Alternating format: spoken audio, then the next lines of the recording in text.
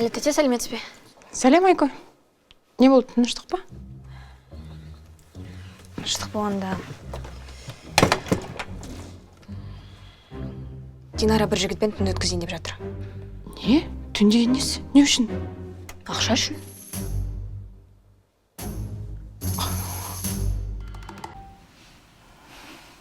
Айко, сен шын айтып тұрсың ба? Мүмкін дұрыс түсінбей қалған шығарсың. Әлі тәте бәрін дұрыс түсіндім. Берік аға екеуіңіз құрсағаннан кейін Динара қатты өзгеріп кетті. Басыма сыймайды. Динара олай жасайды дегенге сенбеймін. Динараға бөлек кету үшін ақша керек. Өйткені ол бұндай отбасында тұрғым келмейді деп айтты. Одан қалса. Бұл не? Тату салдырайын деп жатыр.